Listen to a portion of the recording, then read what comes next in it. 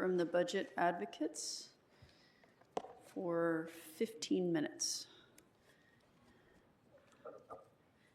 And if you can please stick to those 15 minutes, that would be great.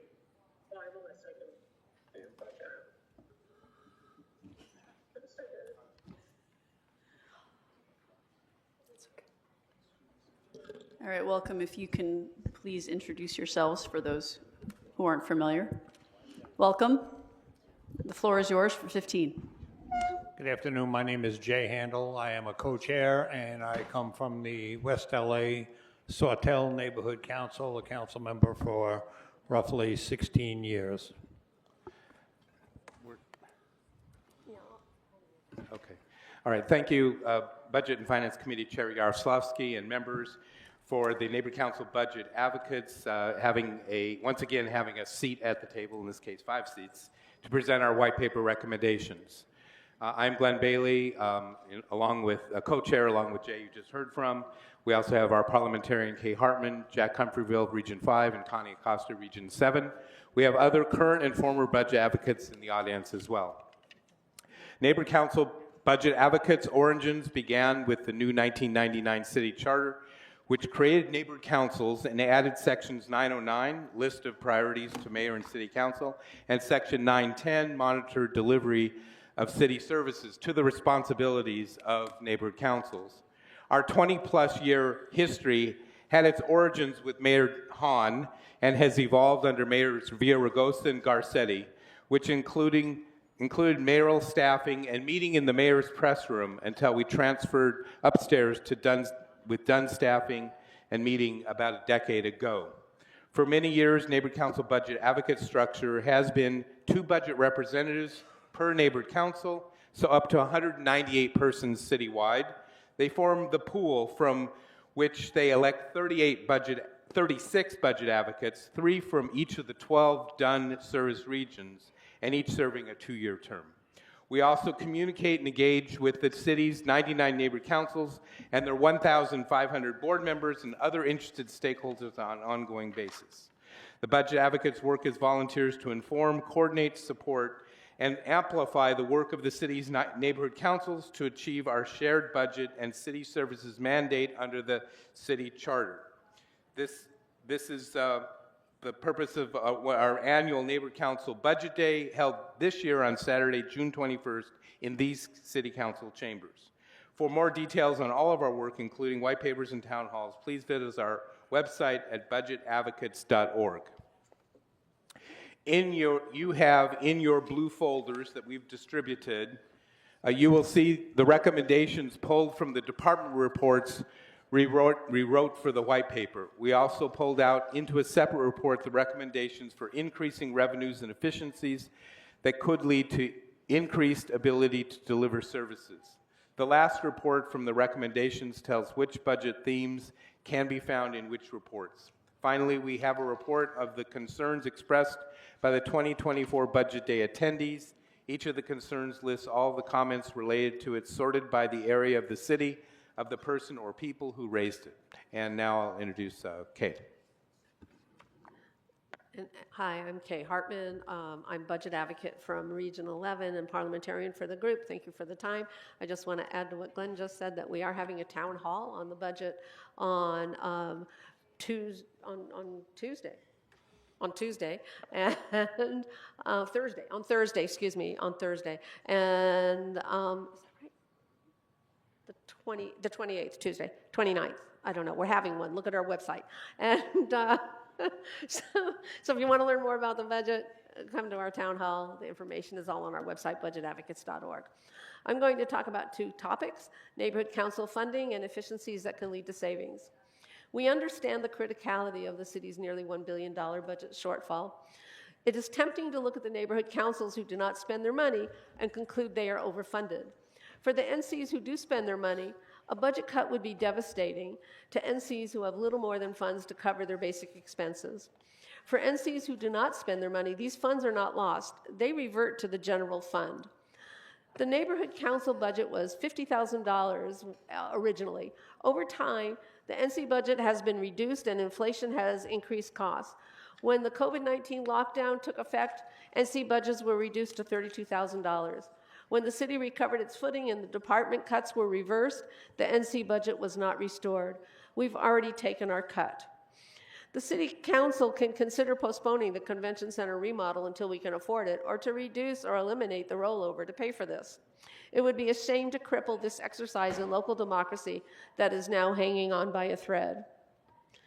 To produce our department reports, we break into teams, interview department management, and then the teams write the reports.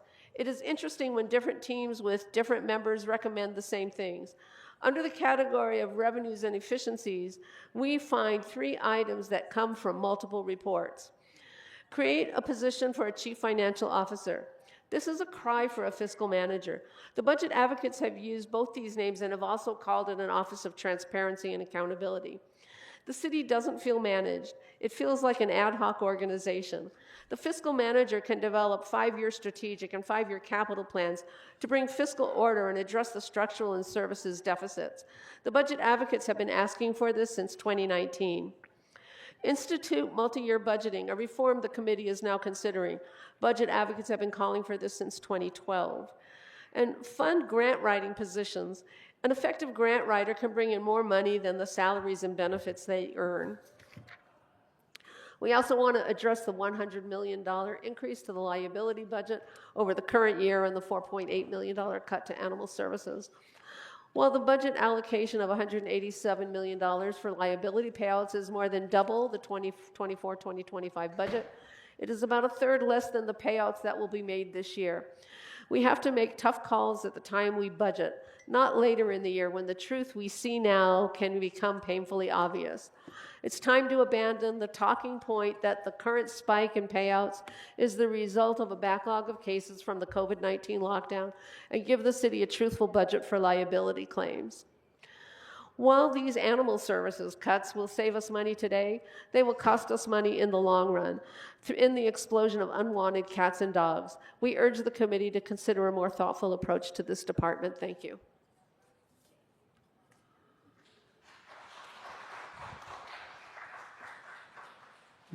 The other day, Zev Yaroslavsky said, "The budget on paper is balanced. Not clear it is balanced in reality." This is what we've watched over the last 15 years as budget advocates. LAPD. First, we fully support the letter sent by Chief McDonald concerning the matter of civilian employees within the LAPD. As noted, the unintended consequences of proposed cuts are more severe than previously described. We urge the committee to carefully reconsider any reduction in civilian positions, as this could lead to significant operational setbacks and place further strain on the already overburdened first responders. Fire Department. We stand firm in our position that it is imperative to bring this department into the 21st century. There is an urgent need to add both stations and firefighters to meet the growing demands of our city.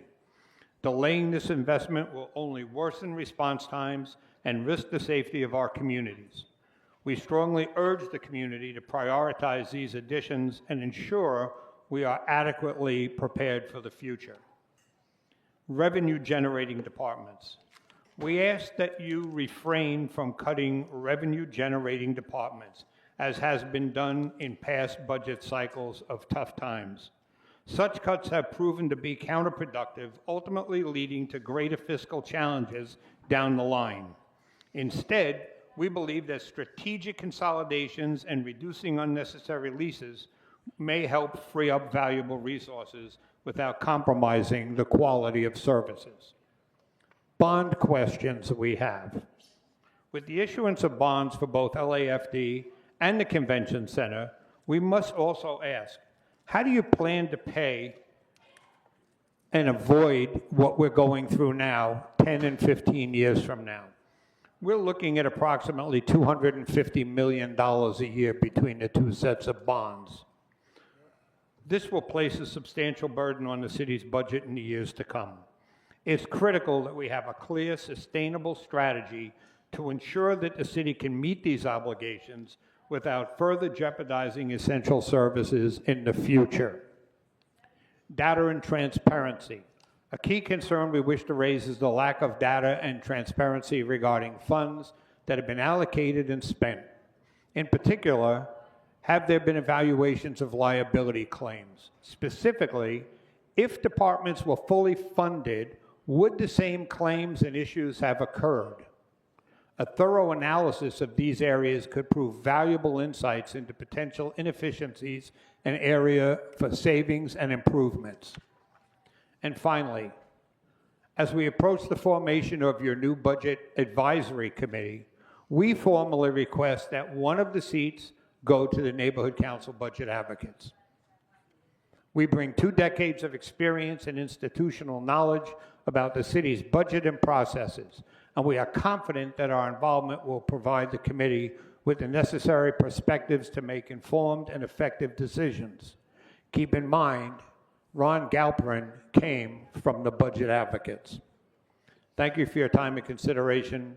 We look forward to working together to ensure a balanced and responsible budget that serves all Angelenos. Good afternoon. Is this on? Good afternoon, City Budget and Finance Committee. I am Connie, Budget Advocate. According to Controller Mejia in his Budget and Finance presentation on April 17, the general city purposes increased by $89 million. And a big chunk of this amount went mostly to the homeless emergency for the Inside Safe program, he said. Controller Mejia emphasized, it's hard to track the homeless services because it's not departmentalized. It involves so many departments and offices. This hard-to-track alibi creates a negative public perception of the city's accounting system. In December 2023, after the controller conducted a homeless audit on interim housing and shelter bed data, he recommended for LAHSA to upgrade its bed availability system to make it more functional and more reliable for all users so they can access information about shelter locations, eligibility requirements, and bed availability. In March of this year, an external assessment conducted by A&M concerning city homeless programs, page 32, describes or reads the overall data returned remained limited in its accuracy and completeness. This limitation was partially due to multiple information systems being used by the city, the county, and the LA Homeless Service Authority, producing silos and fragmented data, resulting in the inability to determine the accuracy of key metrics. At times, incompatible data sets hindered a comprehensive understanding of the city's program's performance. Thank you, Connie. Oh, I didn't finish. Good afternoon. My name is Jack Humphreyville. I'm a neighborhood council budget advocate and written over 15 under articles involving the finances of the city and the Department of Water and Power. The city cannot afford another financial crisis. The city must live within its means so it can deliver adequate services to Angelenos, especially public safety. And as such, the budget advocates have recommended 7 easy-to-implement budgetary reforms. The city must develop an honest 4-year general fund budget outlook. It needs to reflect anticipated raises for city employees, neglecting to disclose the impact of future increases in personnel costs that account for 80% of the city's appropriations borders on fraud. The city needs to conduct open and transparent labor negotiations. This may involve the use of outside negotiators, an independent auditor to analyze the impact of any new labor agreements, the transparent discussion of offers and counteroffers, the disclosure of private communications, and providing adequate time for the public and the media to review and analyze labor agreements and time for public comment. The City Council should also place a measure on the ballot that would prohibit the city from entering into any labor agreements that would create a current or future deficit. In determining whether there is a deficit, potential revenue sources such as new taxes would not be considered unless already approved by the voters. Importantly, the burden of proof in any litigation will be on the city. In the short term, the city should pass an ordinance prohibiting deficits. The city should also establish an Office of Transparency and Accountability that would provide independent, real-time information and advice on the city's budget and finances. This was a recommendation of Herb Wesson's LA 2020 Commission. In many ways, this would be similar to the DWP Ratepayers Advocate.